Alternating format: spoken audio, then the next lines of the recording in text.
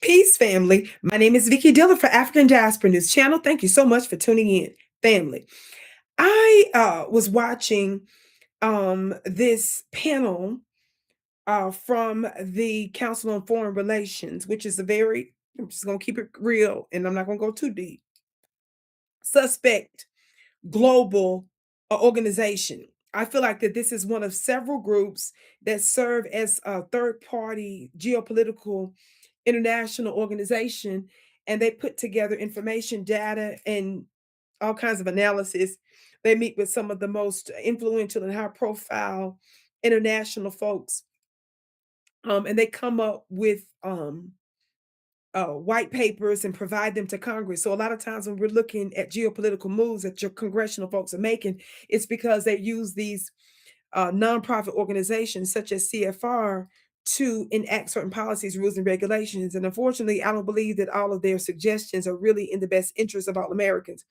Oftentimes, I find it as more to do with individual people and a small group of corporations and companies that use the name and the prestige of America on their behalf. Do you understand? But nevertheless, I want you to watch this very, very brief clip of a recent panel that they just did on behalf of the Council of Foreign Relations. Watch these two clips.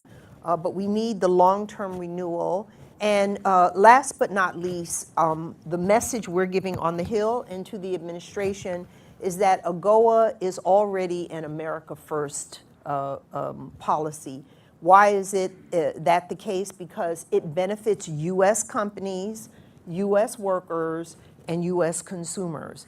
And we could probably go state by state and talk to different members of Congress and talk about the ways that they have companies that are benefiting from trade with Africa, whether it's under AGOA or even MFN trade.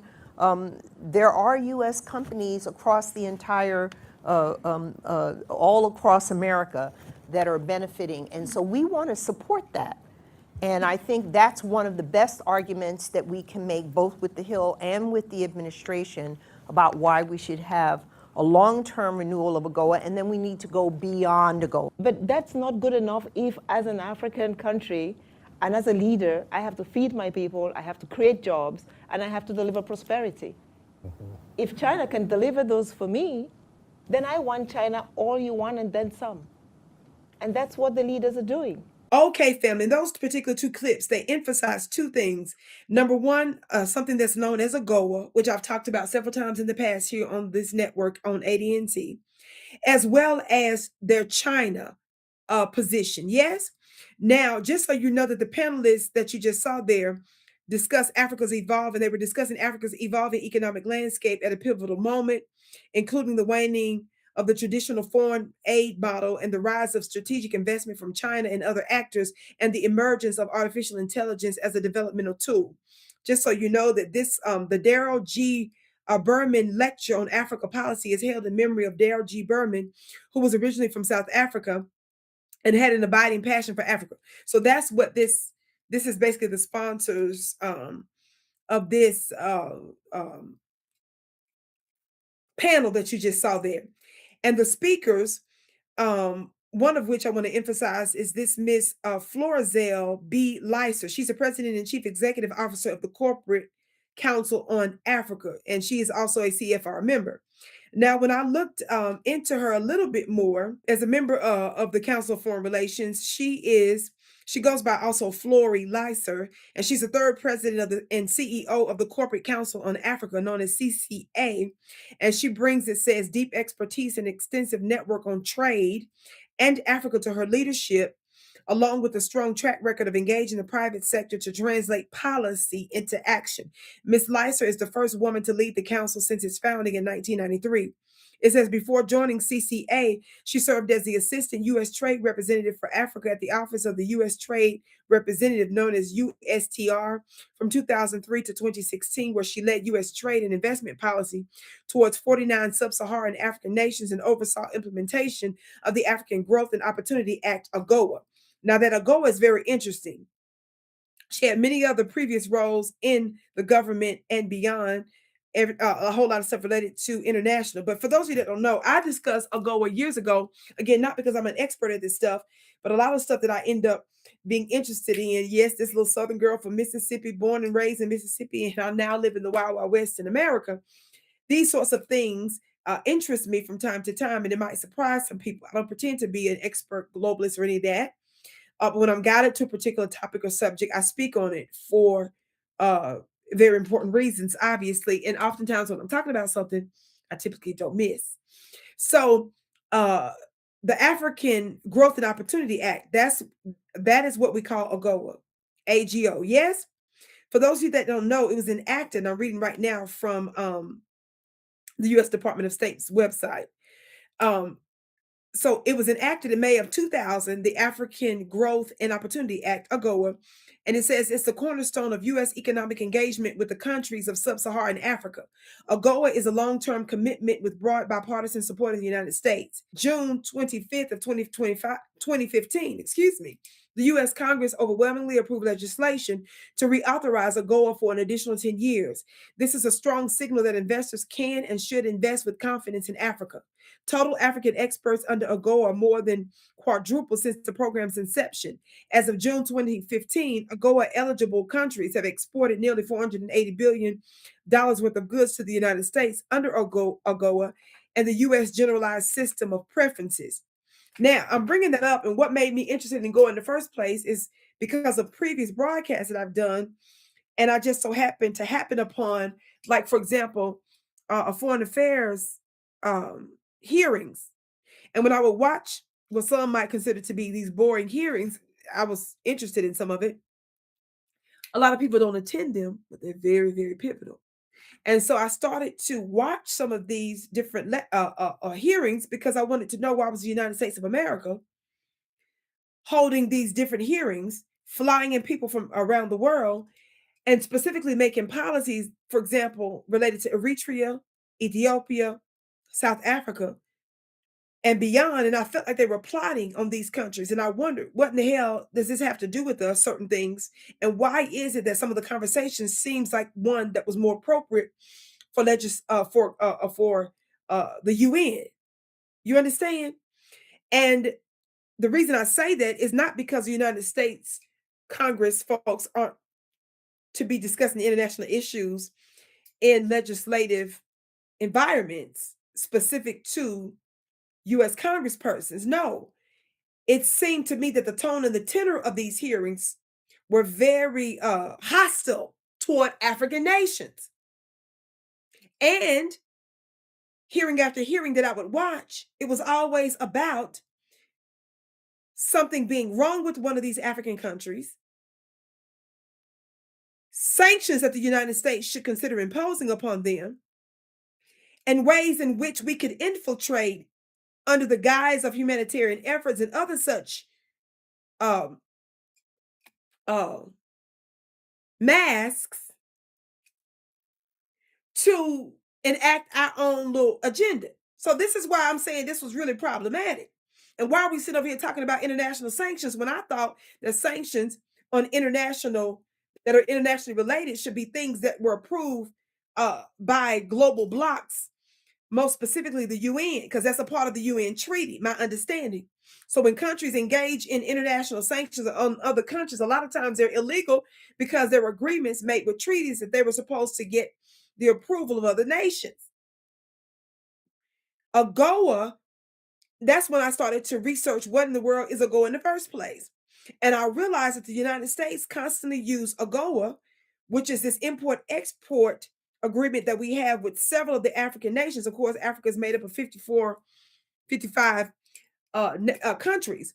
But I believe AGOA, the last I researched, it was made up of some 30-some odd African countries, which is a large majority of the nations there. So I found that we were using AGOA basically to implement illegal economic sanctions against certain African countries that didn't do what America wanted them to do. And when I say America, I mean certain American companies or interests that use the name of America.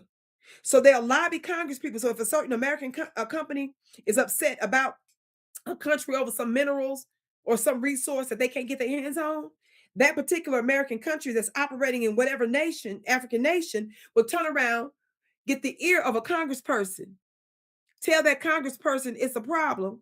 Congress will say that that country is a threat to American interests.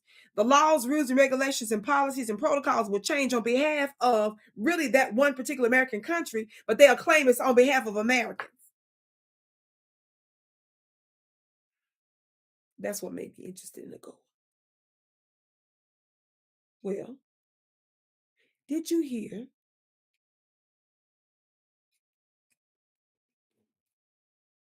Miss Lyser say that we need to basically pitch AGOA to Congress as America first and use that sort of language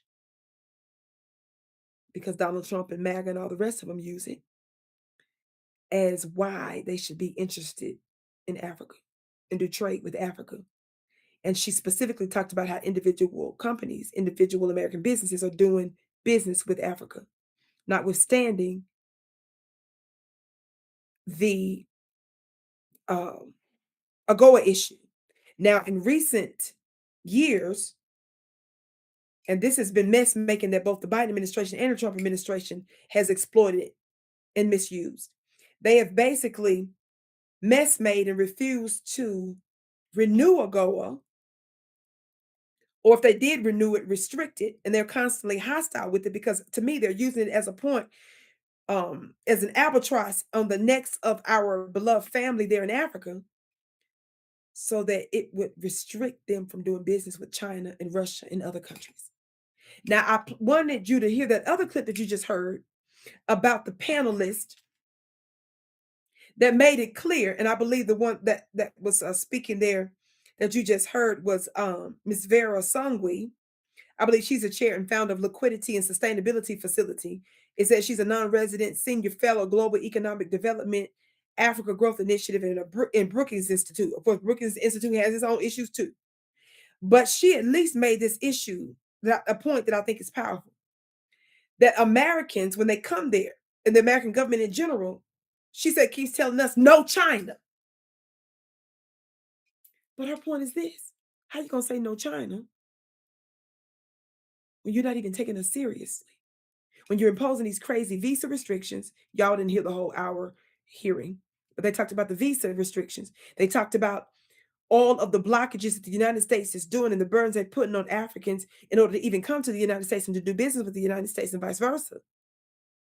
She talks about how the United States is not implementing any real development strategies that is tantamount to that which China's doing.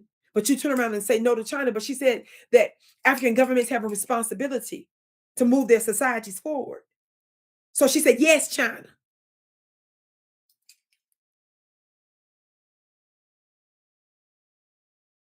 I wanted you to hear that.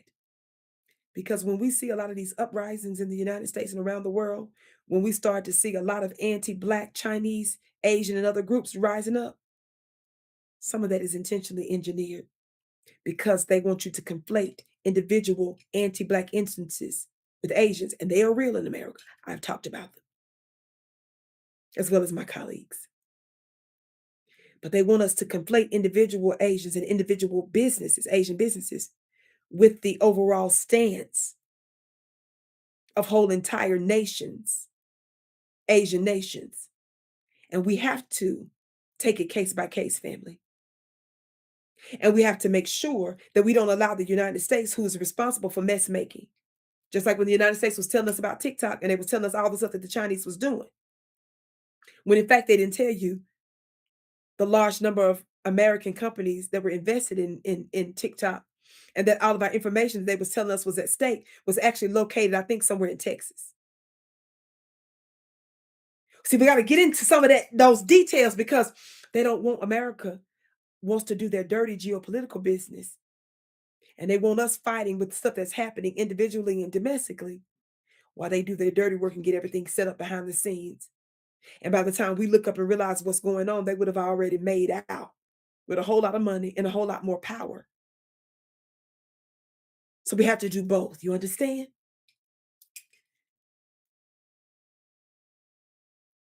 The United States has been doing little secret things because they don't want other countries to develop. They don't want the continent of Africa to develop. And they don't want specific nations who within Africa, like, for example, South Africa, like Eritrea, which is why the United States has fought Eritrea since for generations. And Eritrea has refused to bow the knee. The great President Isaias Afwerki has refused to bow the knee. The reason they are tripping with President Captain Traore and Mali and Niger and the Sahelian nations, and the AES and their coalition. The reason they're constantly mess making in Congo and telling you is this rebel and is that faction is this, when it's the United States and some of the Middle Eastern countries that's at work and that's behind the scenes doing a lot of stuff, is for their technological minerals and advanced things that would advance other countries' technological goals and objectives. The reason why they keep mess making with Rwanda, and the reason why they keep making Rwanda the bad guy and everything, is because Rwanda